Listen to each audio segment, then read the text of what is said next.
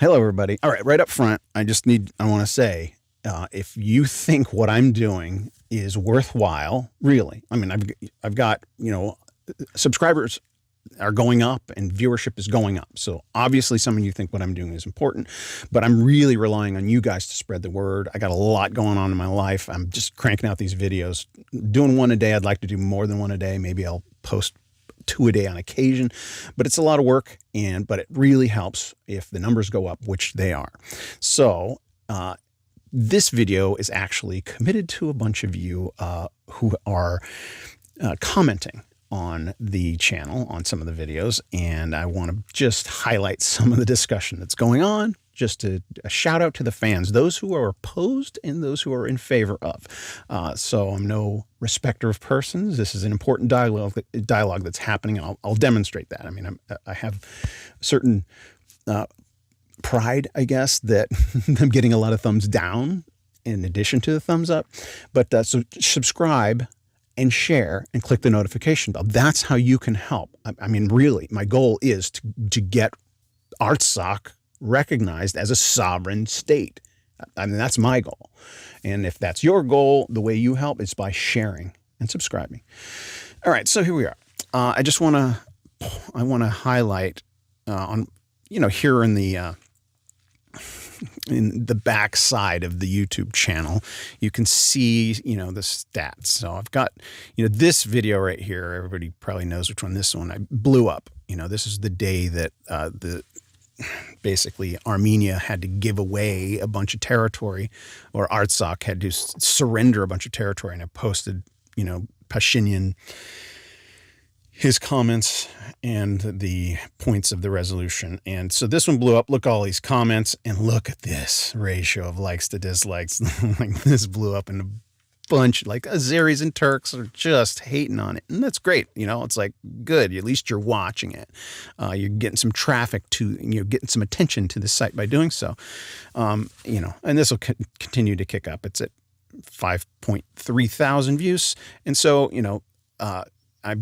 over here, I'm still getting almost an even ratio, almost 50% of likes and dislikes. And so I actually don't mind that at all. I'm good with that. It means that there's argument going on. And look, it's proof here in the numbers here, the comments. So I just want to highlight some of the discussion that's going on and make a couple points.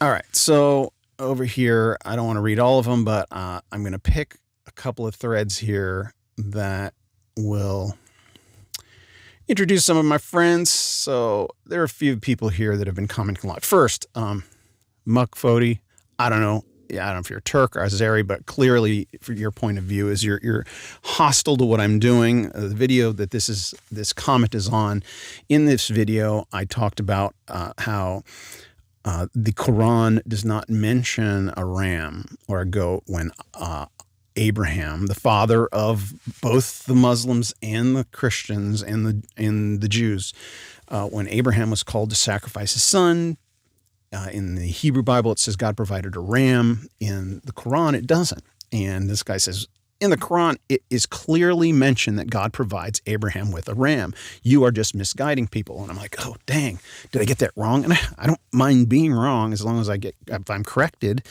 and I'll look it up. And so he challenged me on that. I'm like, well, let me look and see if I got that right. And I just Googled it, and I'm like, then I do find some references where the Quran seems to mention a ram. But then, I go to a very reliable source, Wikipedia.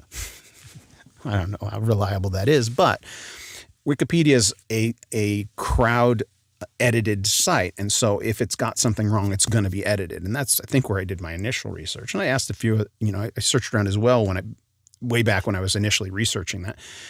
And then I went back to Wikipedia. I'm like, here it is. And this is the excerpt. I had been posting the link to Wikipedia in here, and for some reason it wouldn't post. So maybe YouTube has an issue with posting in the comments links to Wikipedia for some reason. I tried to post it twice and it just never showed up. So when I took the link out, it posted. So this is the excerpt from Wikipedia. As Abraham attempts to slay Ishmael, either the knife is turned over in his hand or copper appears on Ishmael to prevent the death. And God tells Abraham that he He has fulfilled the command. Unlike in the Bible, there's no mention in the Quran of an animal. Right here, unlike in the Bible, there's no mention in the Quran of an animal replacing the boy. Rather, is replaced with a great sacrifice, and it gives the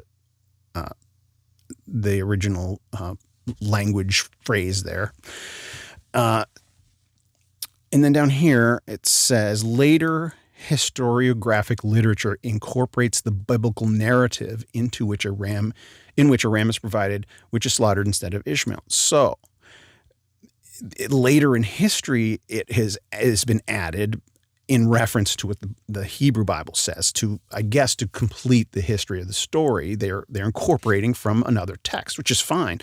But originally the Quran, and I don't know if there are versions of the Quran today that say there's a ram in there. Maybe that's what Muck Fodi is referring to.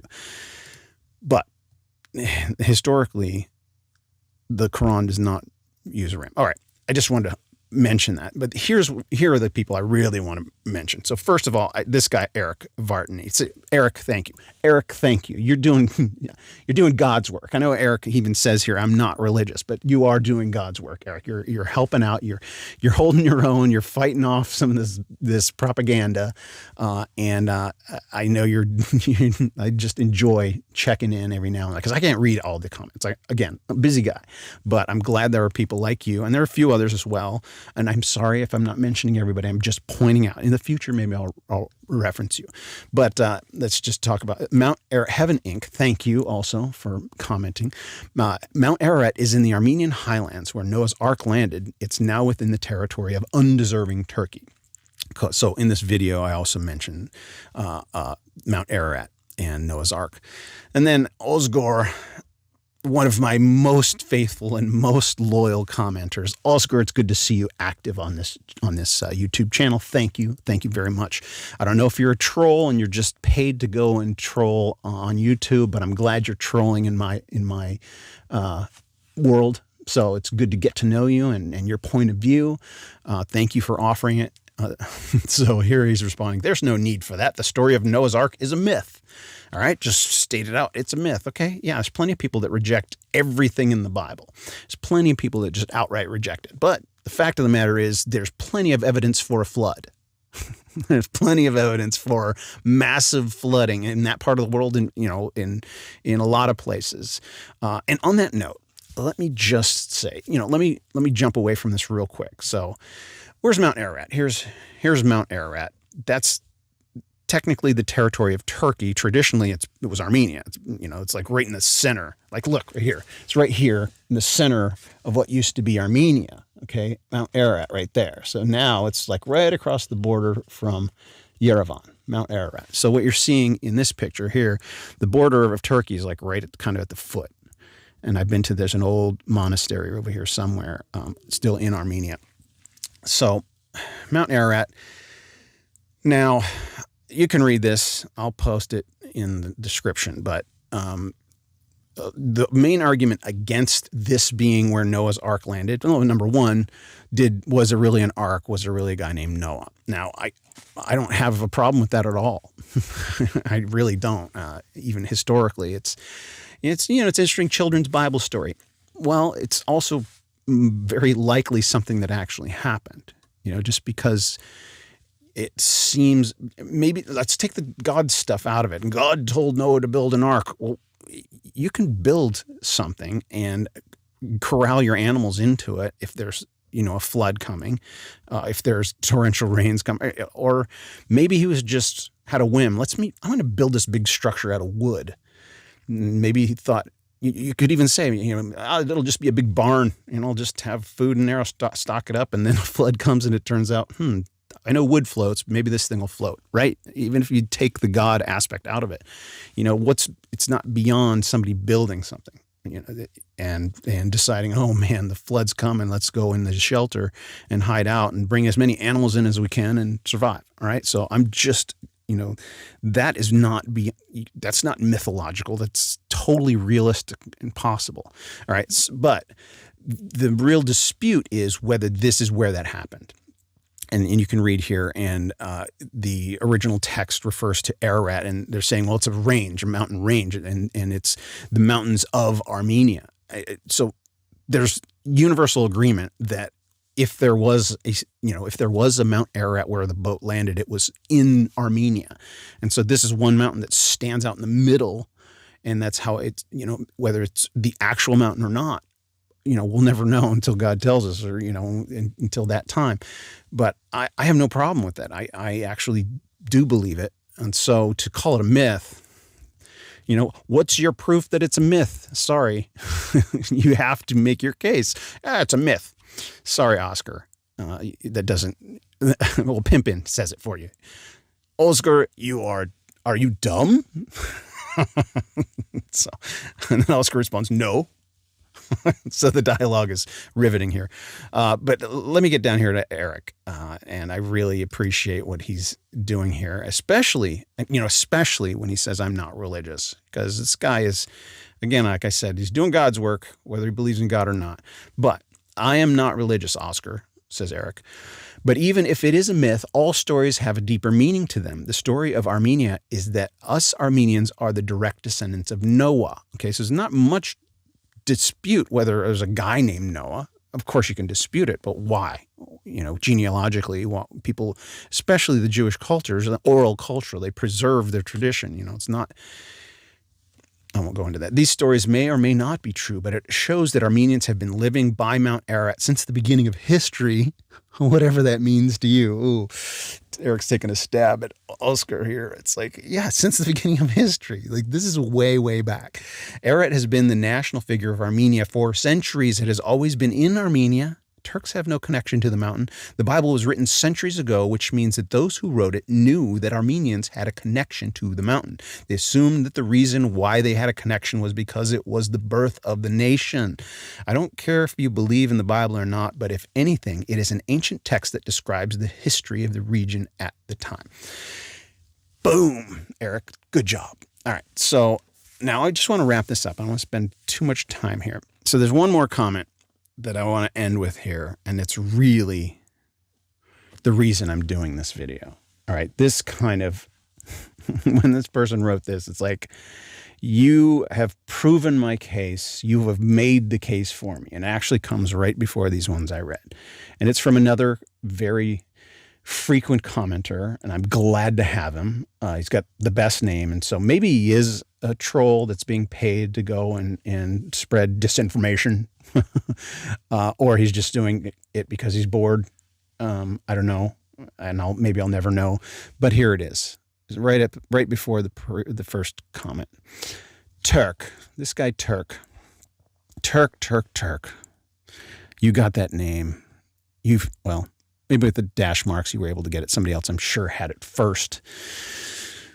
God plans. God plans Armenia to be destroyed. Coming from a Turk, it's just so on the nose, so incredibly on the nose.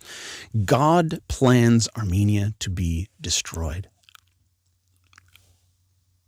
You've just betrayed the secret that all of these others are trying to hide. It's like, no, we're not. There's all these other commenters like, oh, it's the Armenians that are causing hostilities. It's the Armenians. It's their fault. They deserve it. Or, it's just on both sides. It goes both ways. And lo and behold, the truth always comes out. According to Turk, representative of a large faction, God plans Armenia to be destroyed. So Turk, this wasn't your original idea. In fact, it came a long time ago in another ancient book, the Bible, John 16. All this I have told you so that you will not fall away. Jesus is speaking to his disciples here, the first Christians, the first believers. They will put you out of the synagogue because at the time, the most hostile people to them were the Jews. In fact, the time is coming when anyone who kills you will think they are offering a service to God. God's will is for Armenia to be destroyed. Au contraire, Jesus said it already, that those who kill you will think they are offering a service to God. They will think that is God's will. But it's not. I looked up Allahu Akbar. And this is the fulfillment of Jesus' prophecy right there, Allahu Akbar. Now, the phrase just means God is most great. And what's wrong with that? I would say it in English, God is great. We do. As Christians, we say it all the time, God is great. And the Bible's full of it, full of that expression of praise and worship. But this is also the phrase that you hear repeated. In fact, if you hear somebody saying that in certain circumstances, you know you've got to run. If you hear somebody shouting that in certain circumstances, you got to run for your life, because those are the fanatics who believe that it is God's will to kill Christians. So, Turk, thank you. Thank you for your honesty and your transparency to reveal that, yes, you and many like you desire to kill Christians, for them to be eliminated. That's the war we're fighting. Share this video, subscribe, click the notification bell, but spread the word.